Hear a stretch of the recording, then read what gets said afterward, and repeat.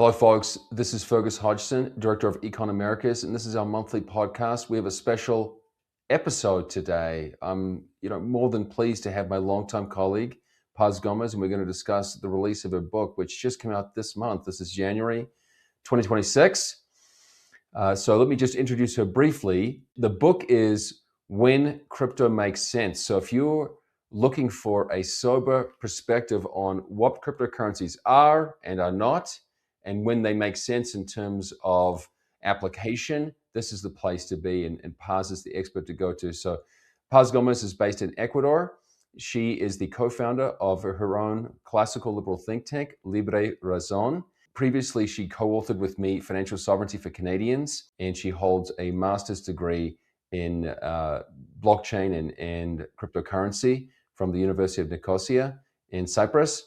She also holds undergraduate degrees from the San Francisco University of Quito. So Paz, gosh, I hardly know where to start. There's just so much in this book. And I should note that I was the editor. So unlike many books we might discuss, I've read this one in detail and given feedback. So Paz, why don't you tell us, though, just why you think this topic is so important and why it has consumed so much of your attention for, more than 10 years now.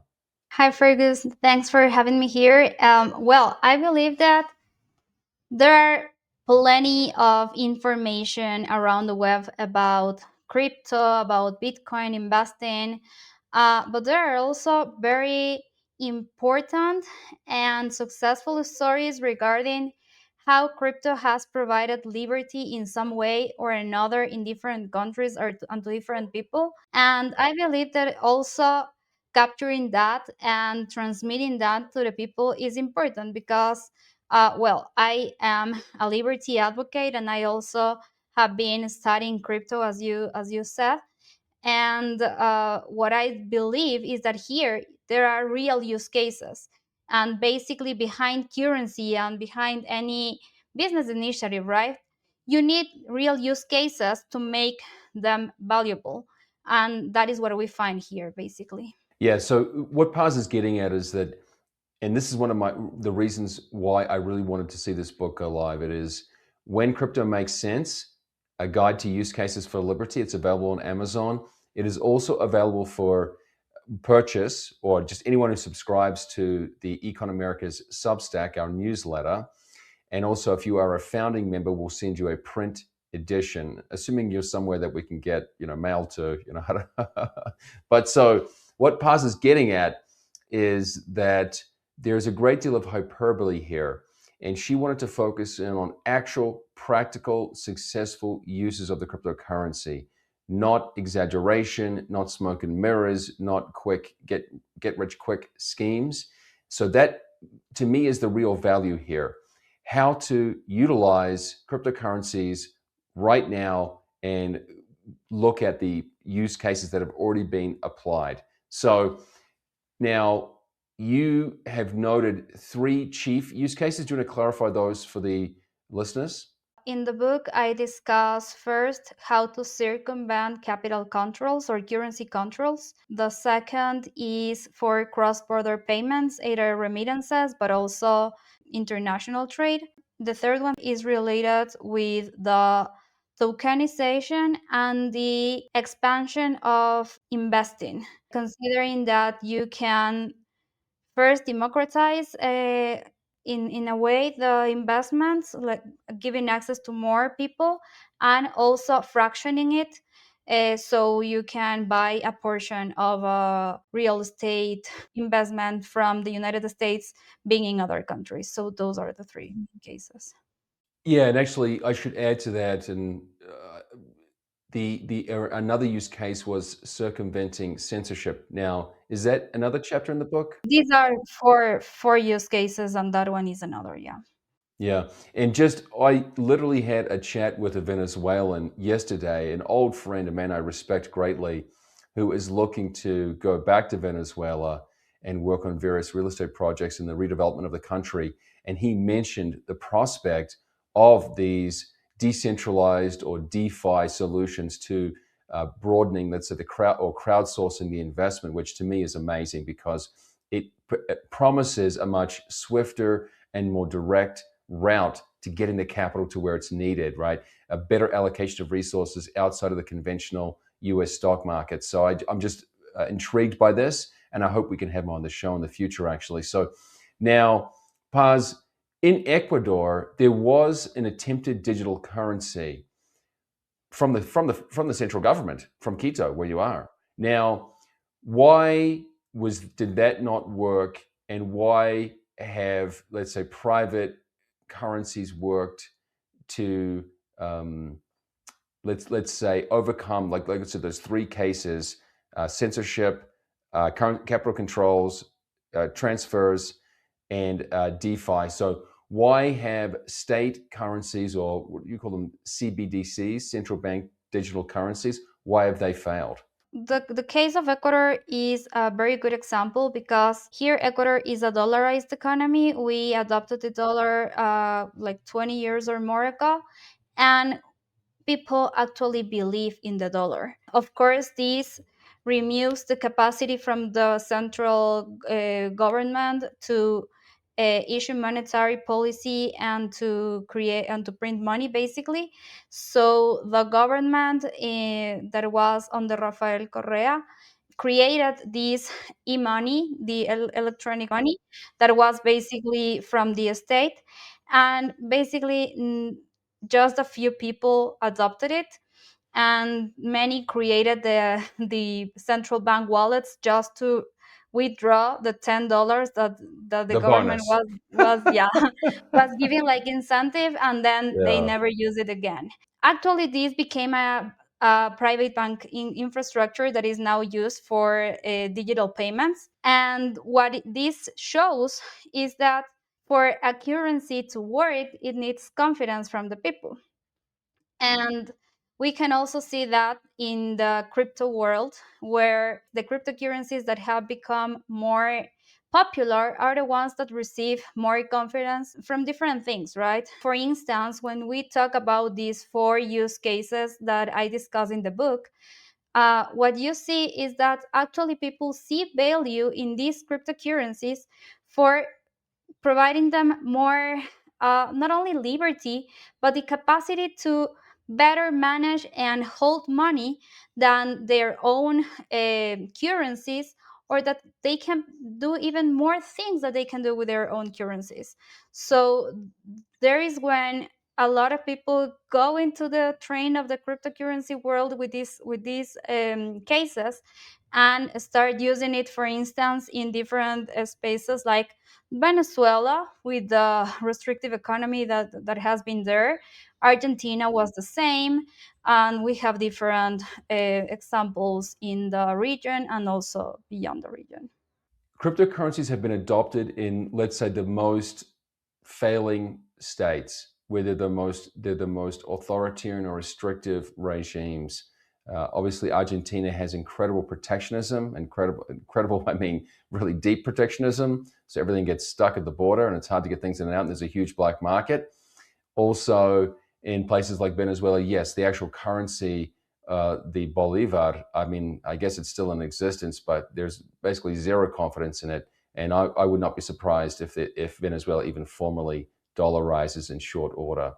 Now, however, most of our listenership is in the English speaking world and in Canada and the United States. And one of the big catalysts, I think, for more people to be interested in cryptocurrencies was the trucker or freedom convoy across Canada, and the freezing of bank accounts, and the confiscation or the freezing also of donations. And these just, we address this in great detail in our book, Financial Sovereignty for Canadians. But let's say you are in Alberta or Saskatchewan or anywhere across Canada, and you're concerned that the Ottawa regime will crack down upon you simply for being a threat, right? And even a peaceful threat, as in the truckers.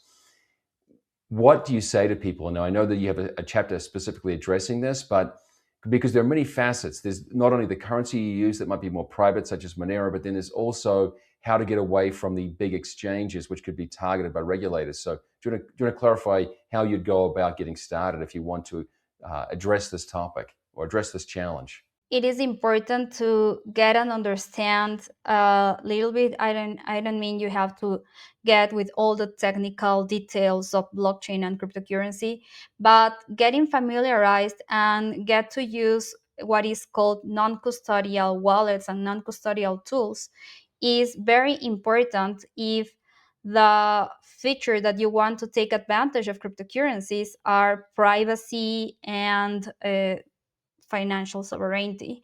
So, in that case, for instance, what happened in Canada, and I discussed this in the book, is that basically the money, the funds that were frozen, not only were in banks, but also were in centralized exchanges. Because centralized exchanges of cryptocurrencies are regulated, they follow the rules of regulators. So if someone from the government goes and tells them to freeze some account, they are going to do it.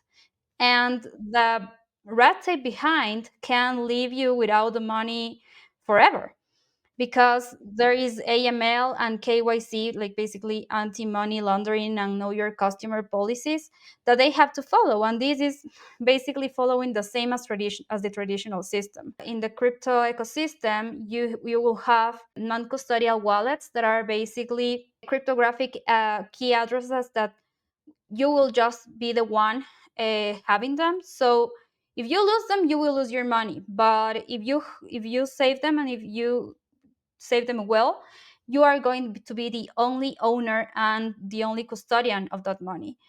uh, People can just transfer the money directly from one address to other, so you don't need any intermediary there. When we talk about more security or more institutional transfers, there are things like the multi-signature wallet, for instance, where maybe three people have the signatures, and if two of the three sign, you can have the transfer. So there are ways in which you can avoid having these centralized intermediaries and continue having the sovereignty of the money in different instances. Also, one thing that uh, you have to be aware, of course, is that anytime the money um, goes out of the crypto ecosystem and gets into some way that is regulated or more centralized, you will have the control of someone else. So of course the privacy and security in the cryptocurrency ecosystem are limited by this interaction with the traditional platforms. Yeah, I mean this is just such an important topic, and to be frank, we could spend the whole hour, a whole hour just discussing this particular one. And so, but the first point Paz made is that you really want to take the time to become more literate in this area and learn, let's say, the different options available, whether it's stable coins, Bitcoin, old coins, and which fit your purposes, and then how to get off the regulated platforms, because many of the perceived and real advantages from cryptocurrencies are lost when you just go back into the regulated major exchanges. Now, do you want to speak briefly about whether someone, let's say his big issue is privacy and censorship, right? Having privacy to avoid censorship. Should he avoid Bitcoin? If we're just doing peer-to-peer Bitcoin exchange or exchange of other altcoins, is my privacy really threatened if I'm outside of the institutional system? Well, actually, there are different things that are developing. You basically cryptos are a tool, and there are different initiatives that are emerging for privacy and security. But there are also some initiatives emerging for tracking, because, for instance, Bitcoin is under a public blockchain. So actually, there is an initiative from the government side to kind of mark the coins that have been related with money laundering or any other financial crime. Those things are happening. And of course, if you want to have more privacy, especially because You are somehow a political actor. You can be you can be facing the risk of financial censorship. Of course, it would be better to use, for instance, Monero, that has a design more focused on privacy. What about the USD stable coins, the US dollar stable coins? I know you mentioned there are two major ones, and is there just no privacy when you use those? Basically, no, because for accessing them, you will need to have some kind of access to a centralized exchange. I would not say not using them, because that is like the most liquid element in the crypto ecosystem. So anytime you want to exchange, especially to fiat, it would be better to have USDT or USDC, that is the other one. Those are going to be accepted almost everywhere and you can exchange.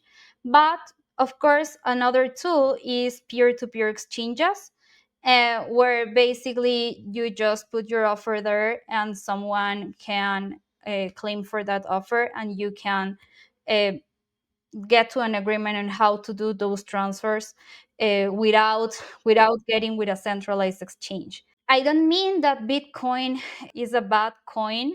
It is better probably than using the traditional financial system for censorship and avoiding these things. But of course, I believe that especially if you have a particular use case regarding to circumventing capital controls or censorship, it is important to understand a little bit more about these non-custodial tools and use them, because those are the ones that are going to provide you more privacy and more security with your money. And actually, since we're on this topic, before I go back to the other use cases, do you want to address? Now, I know we have an epilogue in the book, you have an epilogue addressing the way that much of the cryptocurrency space has basically been absorbed into the traditional financial sector.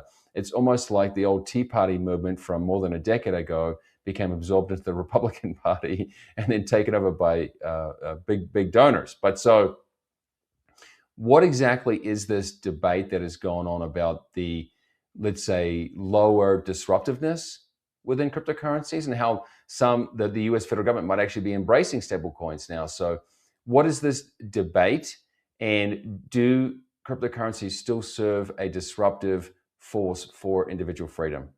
Well, basically, in the epilogue, I discuss and I use as a base the book Hijacking Bitcoin from Roger Ver. But basically, the idea is when Satoshi Nakamoto released its white paper in 2008, he said that Bitcoin was going to become the electronic cash. So you will have the benefits of the cash, but it will be electronic. And what we have seen right now is basically Bitcoin as a digital gold, without the need to have all the value that gold has behind, right?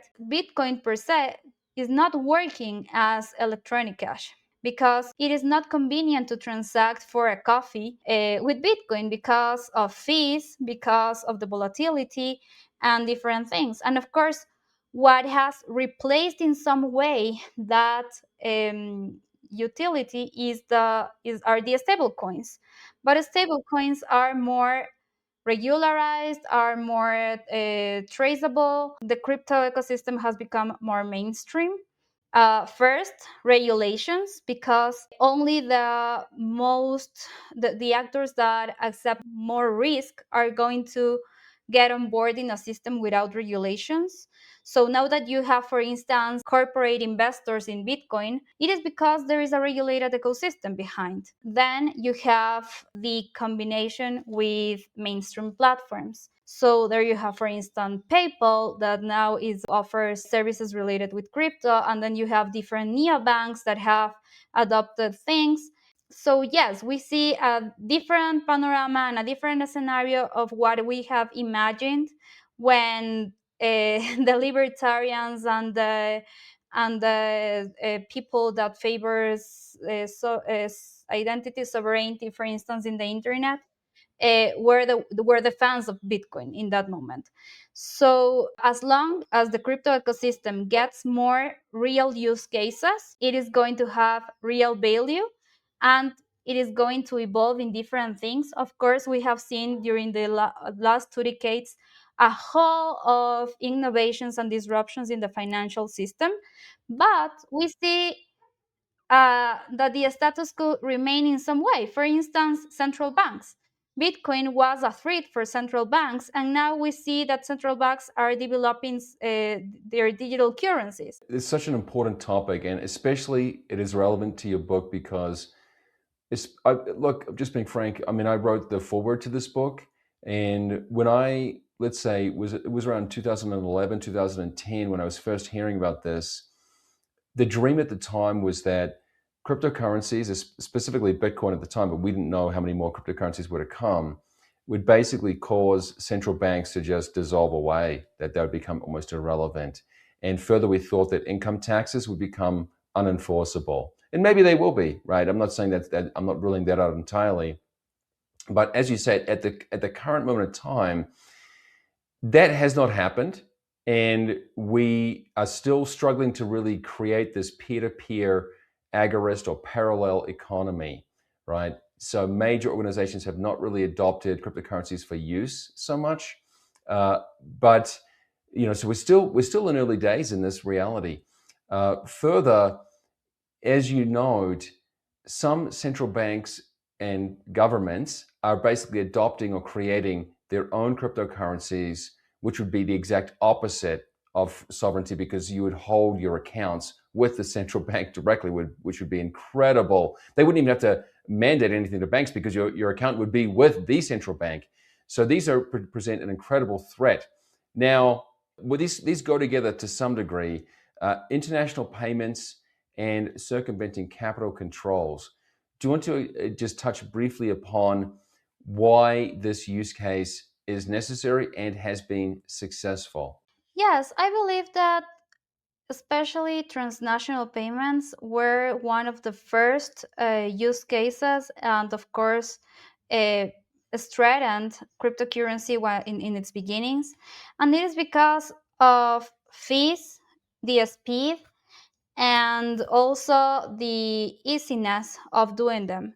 So when you talk about a remittance, you're maybe talking about $1,000, a couple of $1,000s per month, which of course it has a significant fee for the people that is sending, because they are sending basically their whole income to their families or things like that. But when you talk about corporate transnational payments, you are talking about probably millions of dollars, and fees are more significant. Even not only large companies, but also medium to small companies are able to do international trade in a better way, because they have a more easy and a cheaper way to do payments or to receive payments. And in the part of circumventing capital, I believe that Argentina is a great example, because the Argentine government, in a moment, made very difficult for Argentines to get dollars. So you have a tremendous inflation. You have a devaluated currency that was the Argentine peso, and on the other hand, you were not able to get dollars, and Argentines just started to get USDT and USDC easily. And also, there are a lot of Argentines with remote works, because Argentina was very bad economically, so they needed to work for abroad. And they also were not only asking for stable coins, but for asking for payments in Bitcoin, Ethereum, or Solana. This is kind of beneficial for citizens, because there is a way to keep the money beyond the government. We have seen, for instance, cases like Cuba, that the dictatorship continues to survive because of remittances and the whole dollars that arrive to the country, and many of them got to the government in some way or another. Yeah, and the Argentina case is especially important because the Argentine peso has been subject to a fixed exchange rate, which of course has diverted tremendously over the years from the free market or real exchange rate.